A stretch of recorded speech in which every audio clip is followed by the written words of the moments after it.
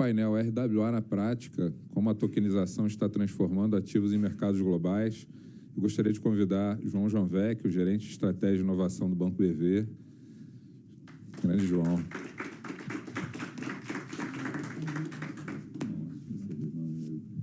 Diego Consimo, Head Latam da XDC Networks.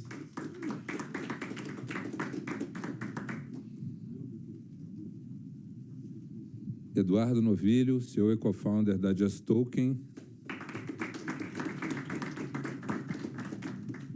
Cássio Krupinski, CEO da BlockBR.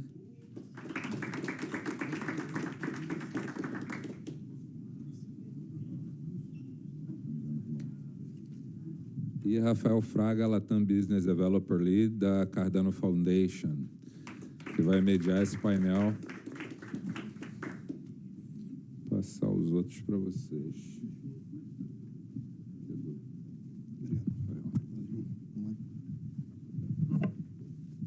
Bom, primeiramente, boa noite a todos. Eu acho que, conversar com os colegas aqui, somos agraciados por uma audiência que, se ficou até o final, está interessada no assunto, né? Então, agradeço a todos pela presença, né? Sou o Rafael Fraga, sou hoje o Head da Latinoamérica da Fundação Cardano e tenho o prazer, né, de estar participando mais uma vez, a convite do Francisco, né, de eventos relativos à Blockchain Rio e com um painel de luxo, né, com blockchains parceiras, com o sistema financeiro também, através da BV, a Just Token, né? Temos também a BlockBR e, né, como mencionei, a XDC. Então, a gente vai começar com um tema de RWA. Deixa eu só abrir aqui minhas perguntas. E já adianto para os colegas do painel que a gente não treinou, não houve, né, nenhum brief, mas as perguntas são, acredito, né, obviamente, dentro do que a gente já está bem acostumado. Então, eu gosto muito de brincar que, às vezes, o freestyle, ele se, né, porta melhor do que um painel já pré-programado. A gente vai iniciar primeiro fazendo só uma rodada de apresentações. João, a gente começa com você, tá? A gente vai seguindo Diego, Eduardo e Cássio. Oi, boa noite, tudo bom? Bom, pessoal, meu nome é João Janvecchi, como o Fraga comentou aí, eu sou gerente de inovação e ativos digitais do Banco BV, estou no mercado financeiro há 20 anos, e olhando para essa temática aí de ativos financeiros os últimos 5. Super prazer estar aqui com vocês hoje. O pessoal brincou, né? Esses guerreiros aqui, até essa hora aqui, aguardando. E difícil subir no palco depois dessa aula aqui do professor, doutor, mestre João Aragão. E é um prazer estar aqui com vocês. Boa noite, pessoal. Meu nome é Diego Consimo, eu estou como Head Latam da XDC Network, que é uma blockchain de primeira camada. Estamos aí no mercado desde 2017, que teve a ICO, com o Mainnet vindo em 2019, sempre com essa pegada mais focada nessa parte de financiamento comercial. Enquanto nem existia a narrativa ainda de RWA, tokenização, nós já falávamos de financiamento comercial. E aí, em cima disso, a empresa cresceu, a rede é uma rede descentralizada, então são vários protocolos e empresas que compõem o ecossistema. E aí eu aqui fico tentando identificar bons negócios e cruzando informações e direcionando negócios dentro da rede. Aqui no Brasil, eu foquei mais nessa parte de tokenização, de RWA. Hoje já são quase 5 bilhões de reais tokenizados via rede XDC, através dos nossos parceiros aqui no Brasil. Já responde aí basicamente aí 55% do mercado brasileiro passando pela rede XDC. E o objetivo é continuar escalando e trazendo mais parceiros para dentro. Tem 2 aqui potencial. O Diego, é blockchain pública, né? Direto. Blockchain pública, XDC. Sim, open source. Sempre é bom, né, destacar. Bom, muito obrigado acá. Acá, muito obrigado por el convite. Obviamente, eu sou argentino. Sou CEO co-founder do Just Token. Nós, antiguamente, éramos AgroToken, já mudamos um par de anos. Nós comenzamos con la tokenización de commodities, soya, milo, trigo. Después pasamos también para hacer un poco de café, de caña, de etanol, con Arraizen. Y bueno, ahora estamos haciendo mucha energía. o foco nosso é todo lo que é a tokenização de commodities, natural resources y energía. Estamos dejando para todo el mundo, para sector financiero, para securities y todo, cara de todo el mundo. Estamos focalizando ahí, falamos siempre que no hacemos a parte chata, a parte aburrida da blockchain, que é a tokenização de estas grandes incumbents e indústrias. Muito complexo, muito difícil, mas aí estamos indo. Hoje estamos no ranking de XYZ e Real World Assets, estamos aí nos primeiros postos dos commodities, aí peleando contra Paxos e Tether. Orgulho isso que nunca fizemos, e acho que os próximos 2 anos da tokenização da Real World Assets é crucial e que vai ser uma carreira. Así que nuestra propuesta, nuestra visión es estar liderando esa corrida, y desde Brasil. Siempre apostamos mucho para Brasil porque tiene unas ventajas que achamos que no tiene ningún otro país. Bom, boa noite, eu sou o Cássio Krupinski, eu sou fundador, hoje eu estou na frente da BlockBR.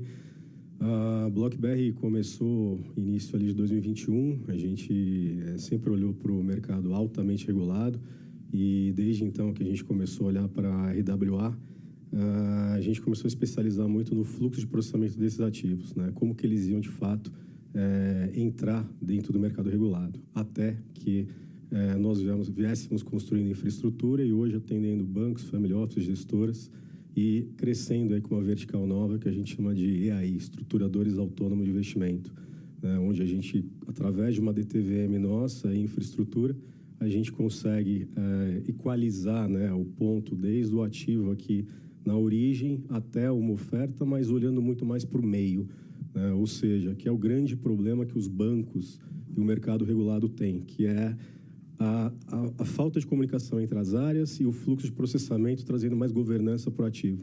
Vai ser um papo bem legal aqui sobre a RWA, né, porque o Brasil ele trabalha em um formato diferente por ser o mercado mais burocrático, né, do mundo, né, quando você fala na estrutura de um ativo para uma oferta pública, por exemplo. Se o mercado regulado tradicional já tem tanto problema, né, imagina o que pode acontecer, né, se você não trabalha um fluxo de processamento na característica do ativo para uma oferta pública. Então, é isso.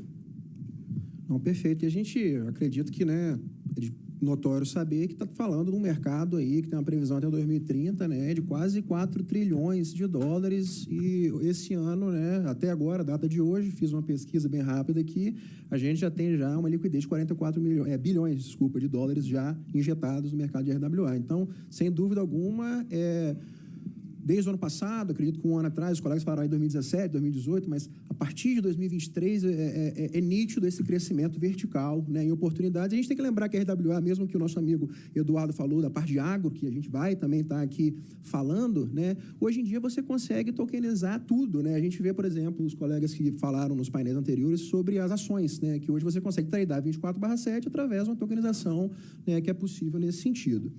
Vamos começar, né? Eu preparei assim, um breakdown em 4 partes aqui, né? A parte de visão estratégica, mercado, infraestrutura, regulação e, ao final, acho que a parte que todo mundo é interessado, que é casos práticos, né? O que vocês estão trabalhando na parte de RWA. Mas eu vou começar com uma parte mais de mercado, e aí para mercado a gente começa com o João, né, da BV. João, a tokenização a gente sabe que é algo, como eu mencionei, algo que já é real mesmo, as pessoas já estão utilizando. Eu queria saber, assim, o que você e a BV têm a compartilhar no que tange aí as práticas do ponto de vista financeiro, certo? Como que vocês da BV veem a RWA como esse motor financeiro para desenvolvimento aí de negócios, oportunidades, né, e até da economia, por que não? Ótima pergunta, Fraga. Bom, a gente enxerga toda essa parte de tokenização, de RWAs e mundo aqui digital asset como um todo como um habilitador da gente melhorar as nossas esteiras de produtos, tá? Então, imagina que hoje a gente tem uma esteira de produto que tem uma experiência razoavelmente boa, com preço que pode ser um pouco um custo, um preço, que hoje pode ser um pouco mais caro. E uma vez que você começa a aplicar tecnologia de blockchain, tokenização, IA, que o João trouxe vários exemplos super interessantes aqui, a gente consegue habilitar novos modelos de negócio ou melhorar os nossos modelos de negócio, proporcionando uma melhor experiência, uma melhor forma de ofertar crédito para o nosso cliente. Lembrando, né, o BV é um banco aí de quase 40 anos de mercado, é um banco de crédito e nosso foco no final do dia é isso, é como que eu levo o crédito para o cidadão de forma mais eficiente, mais rápida. Tem exemplos que eu não vou trazer aqui agora, já que você falou que... Senão eu já ia começar a dar spoiler. Parte 4. Senão eu já ia começar a dar spoiler loucamente aqui agora, inclusive com o próprio Eduardo Novilho aqui, a gente fez até um caso aqui super interessante. Mas eu vou dar um exemplo que talvez não é tão financeiro, mas ele é tangível aqui para a turma aqui entender, né? Você teve comigo, acho, no final do ano passado. Apresentamos em dezembro, em Curitiba. Que tem um exemplo interessante, né? Que aqui eu não estou falando tanto da infraestrutura financeira, mas eu estou pensando em um RWA que habilita depois a infraestrutura financeira. Então, tem um caso, não sei quem está acompanhando aí, o Fraga com certeza, né? A gente esteve junto lá no final do ano no Fórum de Tokenização Veicular, né? Fórum de Tokenização Primeiro Fórum de Tokenização Veicular. RWA, exatamente. Um projeto super inovador do Detran do Paraná, Tecpar, Vetri, e tem alguns parceiros que estão trabalhando em volta também aqui desse projeto. O BV é um deles, tem algumas montadoras, eu não vou lembrar de todas, acho que não vou citar nomes para não esquecer ninguém, não ficar chato, né? Vistoriadoras, enfim. E a ideia aqui é você ter praticamente ali, é o Open Finance do carro, né? Você ter todas as informações, todos os dados do seu veículo. Então, desde você saber ali, junto com as montadoras, quais são as peças que saíram da montadora e vão estar registradas dentro de um veículo, pensando aqui no meu lado financeiro. Se o carro está alienado, não está, tem uma CCB atrelada, não está, uma vistoriadora que eventualmente fez uma vistoria do carro, ela já faz parte desse token. E aí, assim, para o cidadão, este RWA, ele gera um baita no efeito, uma vez que você não está gerando mais custo para ele na ponta, né? Então, você gera uma credibilidade. Hoje, se eu fosse, por exemplo, comprar o carro do meu amigo aqui de Constantino, nada contra você, Constantino, mas eu não te conheço, cara, eu não sei o que você fez com o seu carro, se de fato as informações que você está me passando, elas são fidedignas. E o token, o RWA do carro, ele passa toda essa credibilidade. E pensando depois na estrutura financeira, ele me habilita depois eu hoje, né, conceder crédito, que é o forte do BV hoje, né, de financiamento de veículos, de uma forma muito mais eficiente, uma vez que você tem toda essa infraestrutura regulatória dentro já de um mundo tokenizado. Então, sim, eu acabei dando um exemplo aqui, tá, o Fraga? Eu sei que você pediu para deixar os cajus para o fim, mas esse exemplo é mais para exemplificar, assim, como a gente pensa ali em modelos de negócio que, de fato, habilitam ali uma melhoria depois na ponta para os nossos clientes. Perfeito. É confiança da blockchain, né? Acho que é uma das poucas tecnologias que gera esse nível de confiança. Bom, vamos falar agora de, né, obviamente, mercado, missão estratégica, mas do ponto de vista agora da infra, né? O que a XDC, né, XDC, Network, ela está trabalhando. Quais classes de ativos, Diego, vocês mais trabalham hoje no quesito RWA? Tem alguma preferência que vocês estão focando no ponto de vista estratégico? Você poderia compartilhar com a gente? Sim. Até para complementar aqui, né, essa parte veicular, porque você começa a sair da parte de pessoa física, de um RWA que é para fazer uma gestão da história, como se fosse uma identidade desse veículo para ter Isso, exato. Mas você começa também já a preparar para o quê? Para uma possível alienação da frota, uma possível debênture que vai vir em cima disso, para o lojista que tem lá 5, 10 milhões de estoque, poder pegar um crédito e ficar fazendo a substituição desses veículos conforme vai vendendo, vai entrando, o gravame já vai ficar mais fácil. Então, você tem todo um ciclo de automatização. Um credit score, praticamente, on-chain, você cria, né? Também. Colateral. Então, você consegue fazer todo ali o processo, até de busca e apreensão, tudo fica agilizado com o Smart Contract. Então, na parte do sistema financeiro, já começa a abrir um outro caminho de liquidez, para financiamento. Na visão de infraestrutura, nós somos uma rede pública, assim como o Ethereum, como a Polygon, como a Solana, Bitcoin. A diferença é que nós, de fato, projetamos já a blockchain desde o início com masternodes, eles são identificados, com QIC, trazendo uma maior segurança. O custo de transação, hoje na rede XDC, você consegue fazer milhares de transações com $10, você vai fazer dezenas de transações, velocidade, tempo de conclusão dos blocos. Então, ela foi jamais pensada para esse lado de financeiro, digamos assim, né? Para o sistema financeiro como um todo. Quanto ser uma debenture, um CRA, um CRI, um FDIC, para a gente é indiferente. Então, hoje o que nós temos ali, que são os maiores emissores, é a Vert Capital, que está já com uns 400 e poucos milhões de dólares emitidos na nossa rede. Eles são uma securitizadora, então já eles focam mais nessa parte de debentures. Aí você tem a parte também da LIC, Digital Assets, que tem um pouco de tudo, tem desde crédito de recebíveis, FDIC, CRA, debentures também. Tem o mercado Bitcoin, que fez uma emissão inicial no ano passado, ano retrasado, acho que foi no final do ano retrasado. Mas, assim, não temos uma preferência específica, porque é um smart contract, vai fazer o processo de tokenização, então o que vai estar sendo tokenizado é indiferente para a gente. Mas dentro do mercado brasileiro, a gente tem muito síndrome de cachorro vira-lata no Brasil, infelizmente, mas o mercado brasileiro é um dos mais avançados do mundo quando a gente pensa na estrutura financeira e um potencial gigante. A gente está falando do mercado de volume de em torno de 4 trilhões de dólares. Então, poucas pessoas sabem disso, mas só essa parte de duplicados escriturais agora eletrônicos, que estão vindo um novo processo de digitalização e tudo mais, só esse mercado em si gira em torno de 2 trilhões de dólares por ano, em termos de volume. Então, imagine que parte disso já vai começar a vir ser registrado em blockchain, tokenizado via Núclea, SEC, B3 e tudo mais, e isso daí, posteriormente, vai começar a abrir uma nova linha de crédito, aí, basicamente, para você conseguir yields melhores para o mercado, seja lado institucional, seja varejo. E também para os investidores que estão lançando essas dívidas, esses créditos no mercado, eles conseguirem melhores taxas também. Então, vamos ter uma competição bem interessante aí nos próximos meses e anos. Perfeito.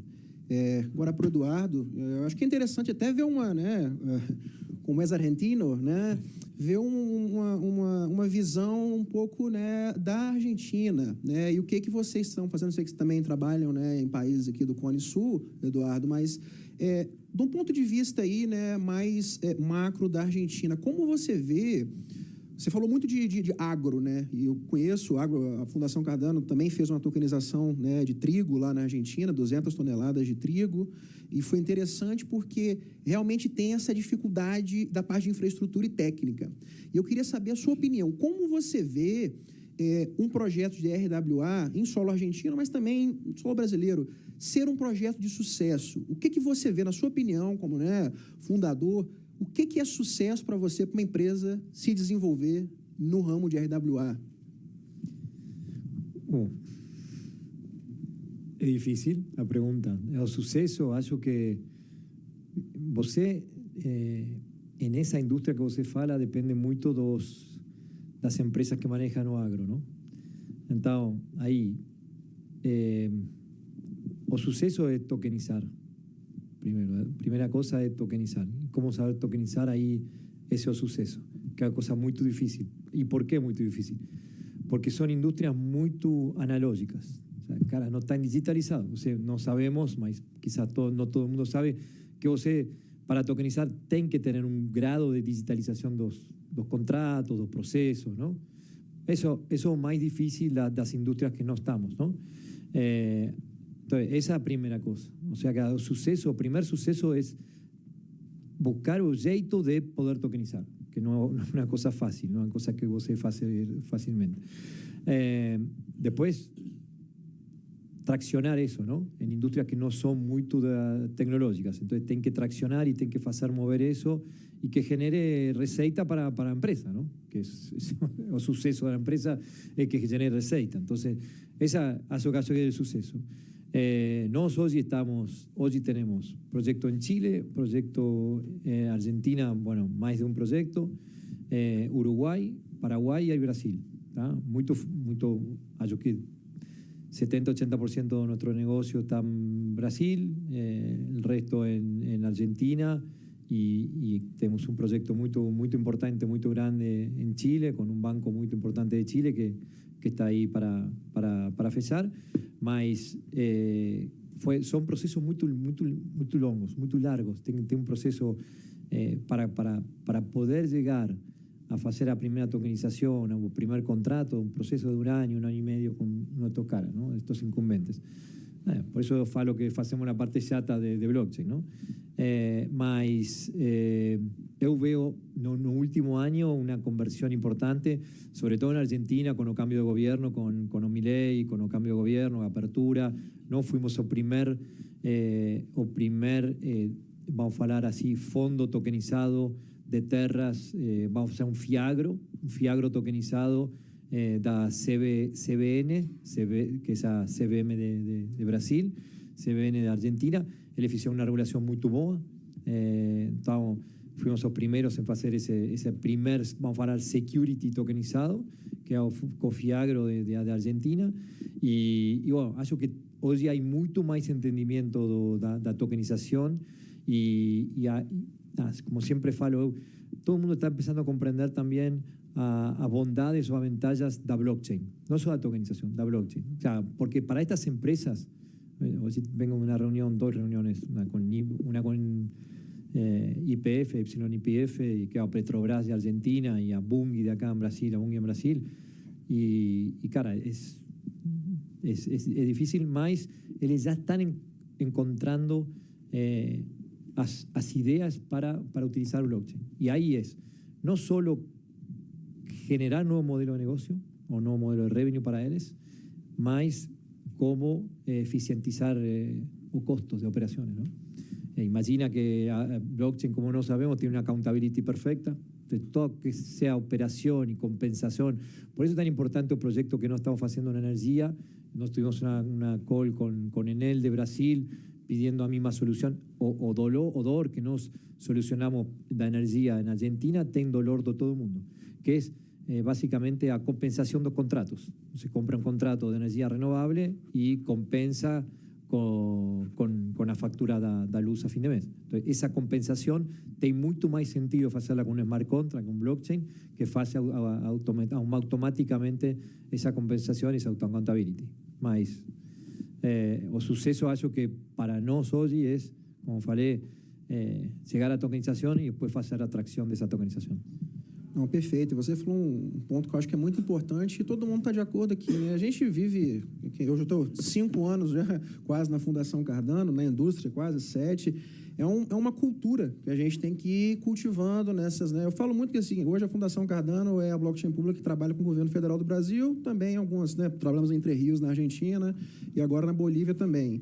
E você mudar uma empresa privada, igual você falou, é ok. Agora você imagina você mudar um pensamento de governo dos anos 60.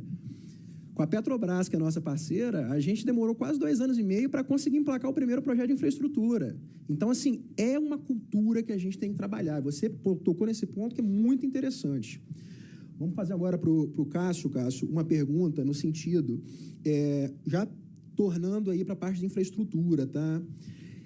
O que você vê hoje como a maior inovação do ponto de vista da BlockBR, né, no que tange a RWA? Você vê como parte de custódia, a parte de investimento, a parte de commodity. O que você vê assim, como o maior foco aí da BlockBR e o porquê?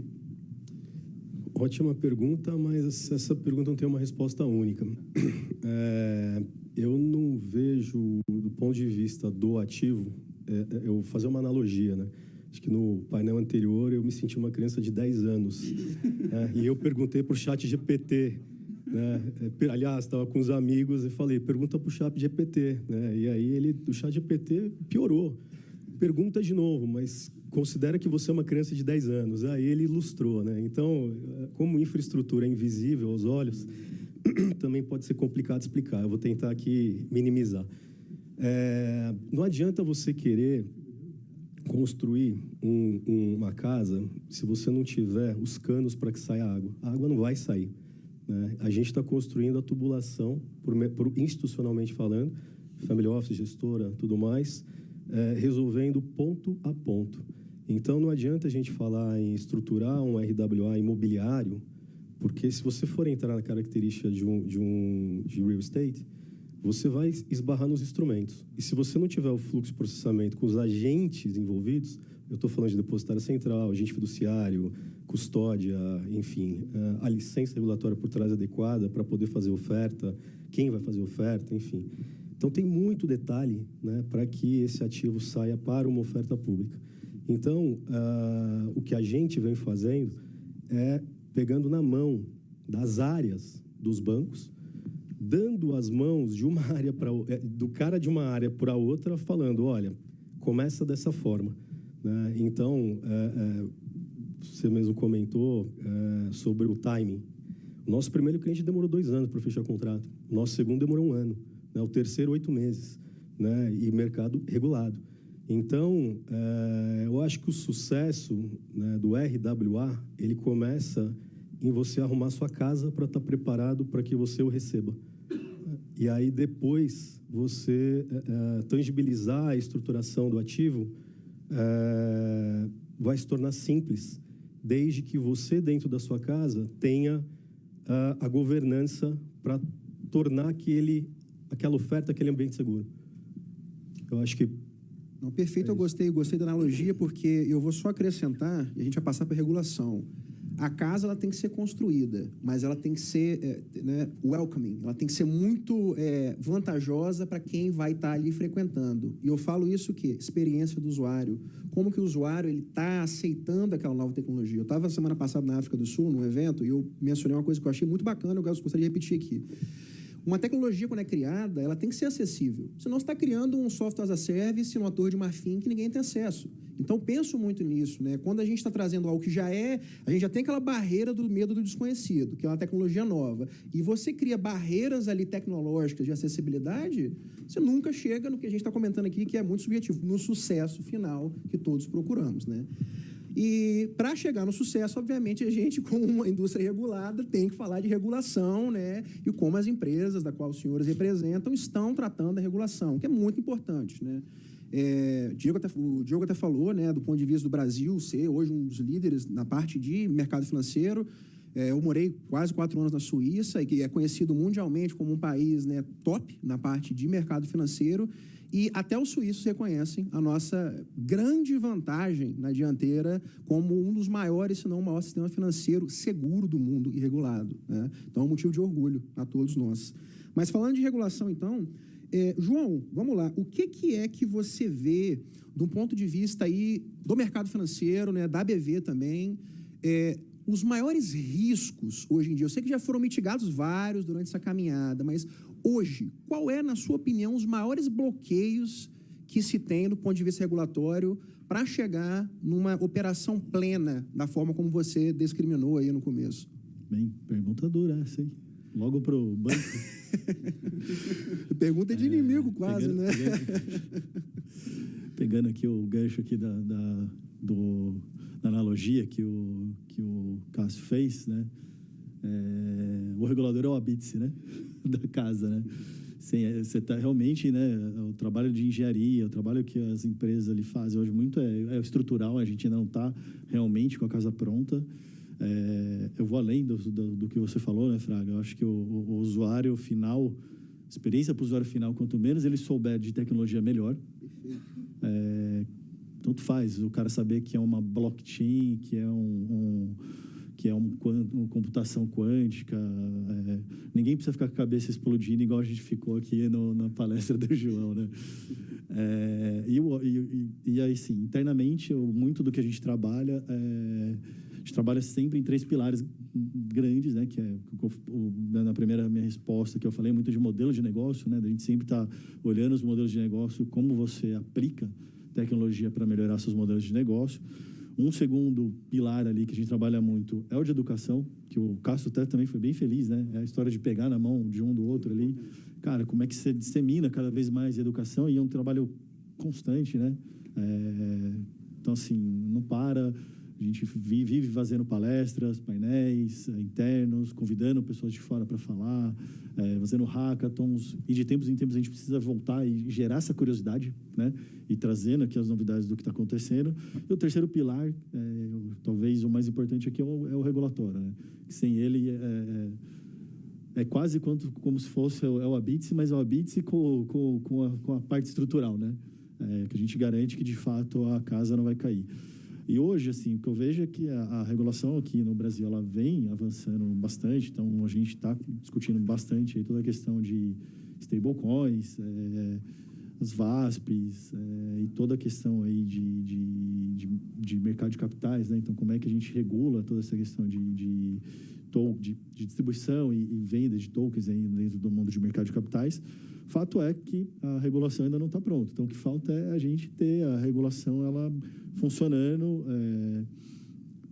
com o mercado, com o ecossistema e com o mercado concordando. Nunca vai concordar 100%, né? Sempre vai ter pontos polêmicos. Estamos vendo vários aí agora com a questão aí de stablecoin, né? Stablecoin sendo adequado a um câmbio ou não, é um RWA, assunto polêmico da vez aí, né? Não tenho opinião sobre, tá? Não vou entrar nessa polêmica. O que falta é, de fato, assim, a gente dar esse próximo passo, né, Fraga?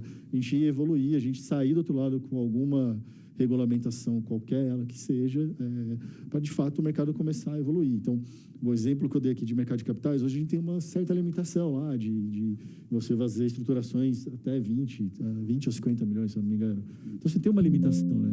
E aí, quando eu vou, por exemplo, conversar com a minha área de negócio olha e fala, cara, eu estou acostumado a fazer estruturações de 1 milhão. Você está me falando de 50 mil? Não, valeu, obrigado, passa amanhã. Então, aí, quando eu vou pegar na mão de um com o outro, né, as coisas travam. Então, acho que para mim vai um pouco disso. Né? A gente ter, de fato, o habite da casa para a gente continuar colocando ali os tijolinhos e fazendo essa casa aí chamada Digital Assets. Perfeito. Diogo, você que é meu colega aí também, resto da América Latina, trabalha provavelmente em mais países, né? América Latina, a gente fala contando com Califórnia ali, Texas, Flórida, é 1,1 bilhão de pessoas que vivem, né, sobre a América Latina. Na sua visão, como você vê a regulação de um ponto de vista de harmonização entre as jurisdições? Como que você vê as diferentes jurisdições atacando a regulação e se você vê que é necessário uma coesão, praticamente, entre a regulação entre países para avançar com o RWA?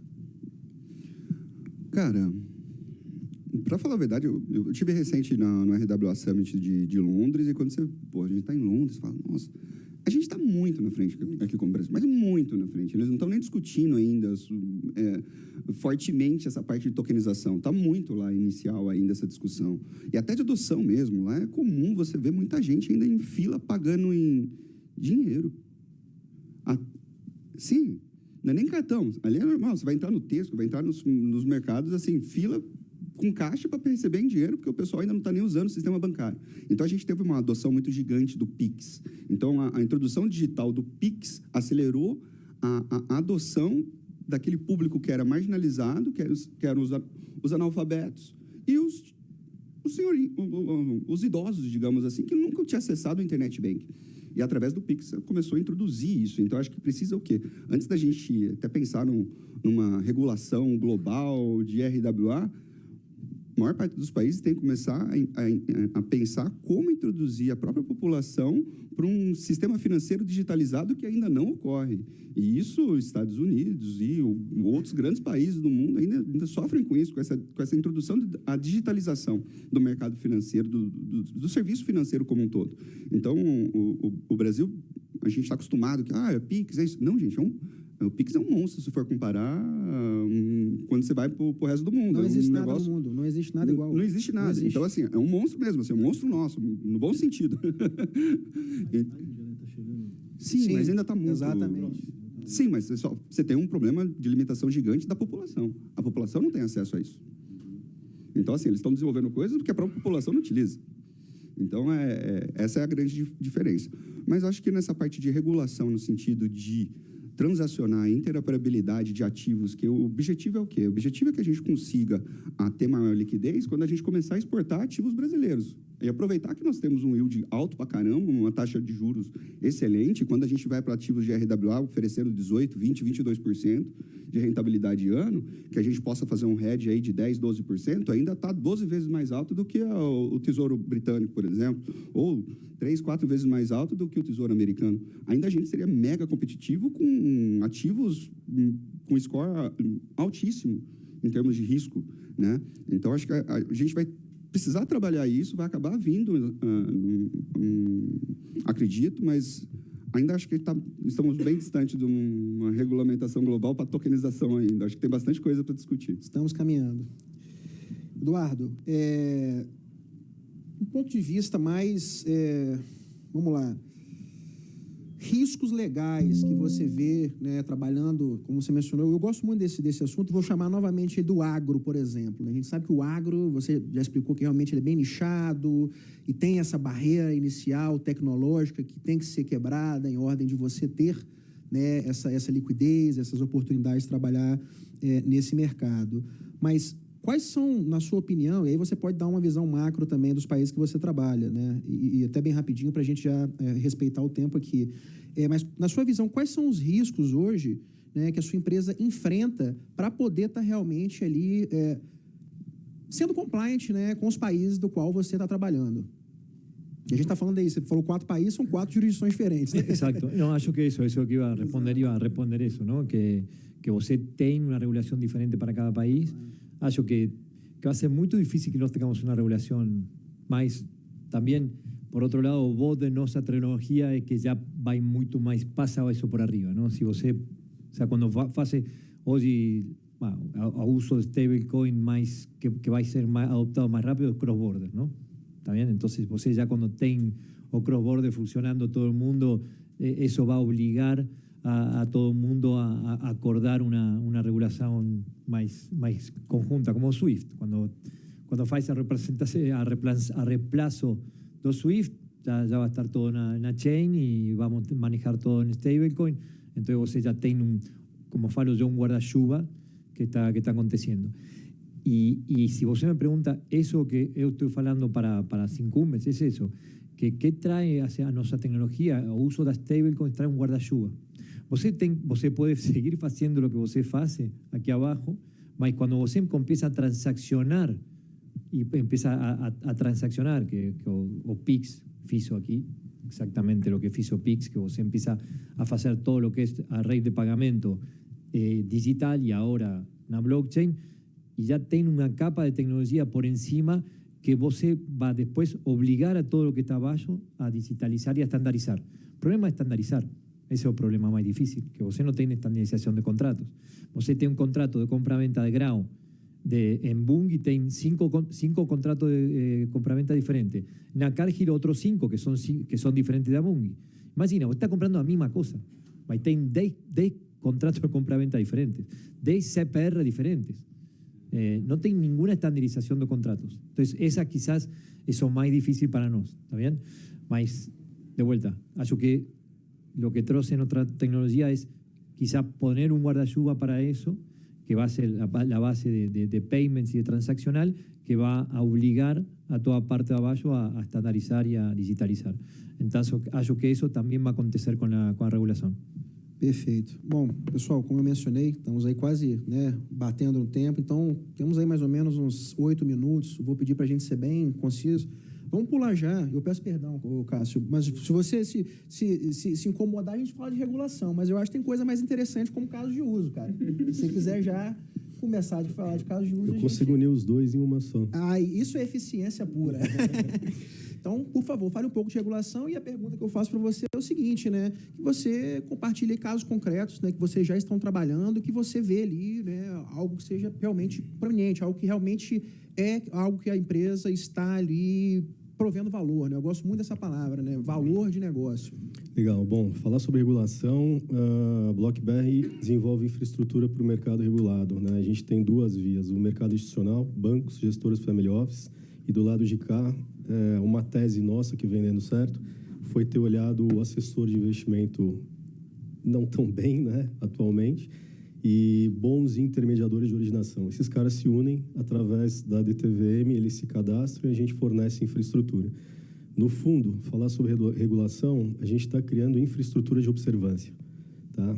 Infraestrutura de observância, ela evita vários problemas como ocorre no mercado tradicional com agentes regulados, né? Master, REAG, enfim, vários outros aí. Na tokenização, a gente não tem muita preocupação, bastante diferente de cripto, né? Porque na tokenização a gente não tem muita muita preocupação se vai para cá ou vai para lá. Eu, por exemplo, não me importo com VASP. Eu não vou produzir stablecoin, nada disso. Então, a gente se preocupa com licença IP e DTVM, né? E, a partir dela, a gente provê infraestrutura e assume a responsabilidade daquele papel. Tá? Então, é isso. E isso se torna uma infraestrutura de observância para o Banco Central e CVM. Agora, caso de uso, tem alguns. Eu vou falar de 3 aqui interessantes. Tokenização imobiliária simples.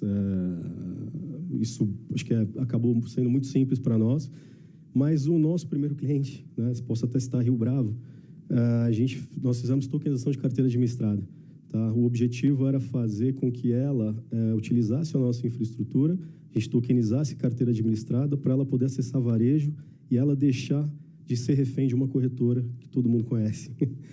E aí, um outro caso de uso que foi muito interessante, e aí entra as licenças, um fulano, a gente transformou ele num assessor de investimento, ele tirou uma licença na Ancor, a gente montou um fundo de investimento, hoje ele vende aposentadoria em dólar, com colateral em bonds e S&P, tá? Tokenizado. Isso é mais interessante do que uma Avenue, tá? E virou um produto tokenizado que, na verdade, ele tem a infraestrutura por trás. E um outro caso de uso também interessante que utiliza a infraestrutura foi uma gestora que faz alocação em ativos internacionais, que antes dependia de telefonemas para o investidor, os e-mails para o Citibank lá fora, e hoje ele tem um back-office onde ele é o gestor discricionário. Ele faz alocação de capital, ele virou um distribuidor para qualquer ativo que passe. Eu posso pegar o ativo da Just Token também, colocar dentro da infra, caso ele tiver interesse. Então, a gente acabou... O grande caso de uso é essa tubulação que a gente vem criando, que no final do dia é uma rede, porque só vai acontecer o esforço de rede, de crossover, ou cross-selling, quem tiver infraestrutura por trás. Essa é a nossa tese, é isso que a gente acredita. Está dando super certo. E o último caso de uso que eu vou falar, me perdoe, é o EAI, tá? O estruturador autônomo de investimento. Então, a gente juntou um assessor com um intermediador, um correspondente bancário, ele se cadastra na DTVM, a gente fornece plataforma white label, ele opera sob a nossa gestão regulatória, um embedded finance, né? E a gente alcançou 240 milhões em operações imobiliárias. Tá? Então, são alguns. Né? Se for falar da tokenização, aí a gente entra num assunto mais complexo, porque entra um pouco até o que o Eduardo falou. Cada ativo é um ativo, tem a burocracia da estruturação de cada um, o fator determinante é o tipo de instrumento que está por trás, enfim, por aí vai. Então, perfeito. Eduardo? Bom, eu acho que eu vou falar do mais recente, que foi para nós, que é a energia, que já falei um pouco de que estamos haciendo ahora con toda la energía de Argentina, Paraguay y después para Brasil, que es toda la gestión y, vamos a hablar, o comercialización y la gestión de energía dentro de una generadora de energía para a venta y después hacer mercado secundario y crear dentro de ese, vamos a hacer, de esa energía también utilizarla como garantía para crédito. Después lo que nós já venimos haciendo, a trazabilidade do grau que es exportado do Brasil ou da Argentina para todo lado do mundo, eso está tomando más valor, increíblemente, porque después de Trump todo que se fue sustentabilidade pegó una bajada importante, mas hoy está creciendo mucho, increíblemente, no acredito, mas está creciendo. Voy a dejar otro caso que tenemos ahí con Joao, que falou que Joao va a falar, así que es muy interesante, creo que es a primera partecita de muchas cosas que nos vamos a hacer y Joao va a contar. Y después estamos creo que lo que estamos más engallados este año es en hacer stablecoins privadas. Para estas grandes empresas, hallamos que va a ser un año muy interesante, donde hoy ya tenemos 3-4 conversas bien firmes para crear stablecoins privadas para estas empresas. Perfeito, muito obrigado. Diego? Meu querido, acho que até complementar um pouco, você tinha perguntado, será que não vai acontecer uma padronização internacional tem já iniciativas ocorrendo sobre isso na pergunta anterior. Você tem o Meliter, que basicamente é uma padronização de como que os documentos eletrônicos eles devem ser tratados a nível internacional. Então, você teve essa iniciativa sendo aprovada no Reino Unido em 2024. Aí você teve, no ano passado, a França aprovando isso, que basicamente dá o mesmo poder a um documento eletrônico, o mesmo poder que um documento digital. A gente tem isso aqui no Brasil, mas é algo nosso, não é uma padronização como se fosse um padrão de documento de como que ele deve ser tratado. Para que isso é importante? Não que vai ser específico para a RWA, ele vai ser específico para tratar documentos de financiamento. Então, quando a gente começa a falar de RWA, parte dele vai ser utilizado como garantia, como collateral, dentro de trade finance, de importação e exportação, aquilo ali vai ser utilizado como garantia para fazer um financiamento dentro do agro, isso é muito utilizado. Então, você começa a criar uma padronização internacional, que isso já está ocorrendo, que nem esse ano, Austrália, Alemanha, Japão, já estão bem avançados nisso daí, vão aprovar. Então, acho que até o ano que vem o G7 inteiro vai estar, acho que só vai estar faltando a Itália.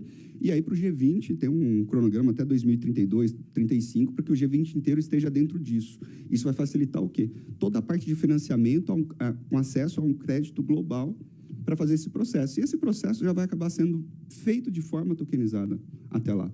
Então, nós vamos ter, sim, não específico para... É um RWA, mas não um RWA do mercado financeiro brasileiro, que nós estamos falando, mas para uma classe específica de ativos. Só para trazer um pouco de informação aí. Quase um RWA diplomático, né? João, para encerrar agora... Quanto tempo? Posso? 3 minutos. Tô brincando.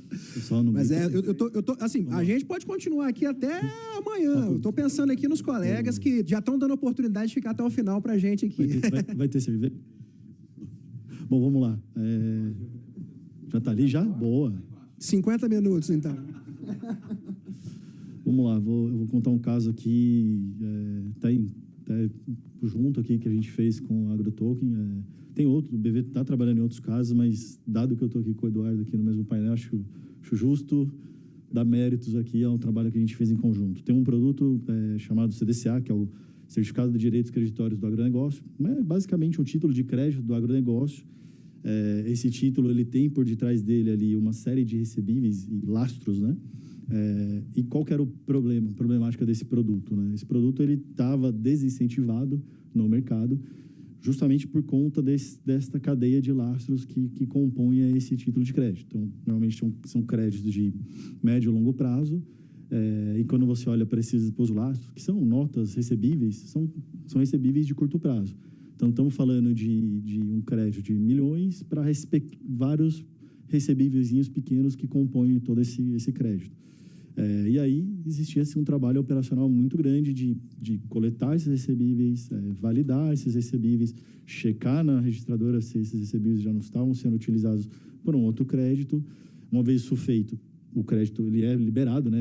Ele é feito, e depois tem todo um trabalho durante o ciclo de vida da operação de você fazer lá a revolvência e a checagem desses laços. O que foi feito? Foi construído junto aqui com a JustToken, antiga AgroToken, difícil, viu? É uma plataforma onde os nossos clientes, quando ele vai pedir esse crédito para a gente, ele já acessa, ele já consegue subir todos esses títulos. A plataforma ela faz ali um mix de AI com blockchain, né, Eduardo? Então, ela faz toda a checagem, toda a leitura e checagem desses lastros, dessas notas, verifica se efetivamente elas são válidas, elas existem. Uma vez elas existindo, a gente faz um token, né? Uma tokenização do crédito mais essa cadeia de laços. E a tokenização, depois, ela fica fazendo toda essa checagem. Hoje, o registro ainda ele ainda é off-chain, ele não é on-chain, mas é muito possível a gente depois ter esse registro junto à registradora e toda a operação ela acontecendo on-chain. Esse é um caso real, a gente teve 2 operações já desembolsadas esse ano de 2026, 2 de 10 milhões cada uma, e o projeto a gente está aqui já olhando para expandir para outros produtos. Esse produto, ele gera lastro para a gente ir para o banco fazer emissão de LCA. Calma aí, segura aí. Estou acabando, prometo. Paga as luzes, liga aí, né? Enfim, é um caso caso de uso prático, do mundo mais de atacado, com agro, feito junto aqui na instituição financeira, com o ecossistema, que já está trazendo benefício. É um produto que tem um incentivo tributário bastante grande, mas a parte operacional ela acabava inviabilizando todo esse benefício tributário. Então, enfim, é isso. De novo, modelo de a gente olhando para os nossos novos modelos de negócio ou os nossos modelos de negócio atual, aplicando tecnologia e melhorando isso para ofertar para o nosso cliente de uma forma mais eficiente. Perfeito. Eu acho que assim, um take, né, para encerrar aqui, de tudo que foi falado aqui, que a tecnologia ela está pronta. Eu acho que o que a gente precisa mesmo é esse shift de cultura e esse onboarding, né? Eu acho que é realmente o ponto nevrálgico que tem que ser combatido. Eu não tenho dúvida que os senhores estão fazendo isso muito bem. Parabéns a todos e muito obrigado a todos também. Parabéns.